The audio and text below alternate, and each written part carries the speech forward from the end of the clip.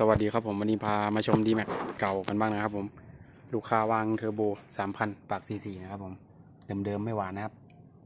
ท่อนล่างยังเป็นท่อเหล็กอยู่นะครับนี่นะครับเดี๋ยวมาลองฟังเสียงกันลูกค้าอยู่เพชรเกษมนะครับผม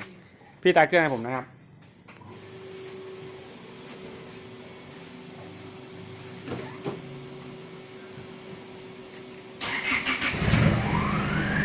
พี่เหยียบคันเร่งนะครับ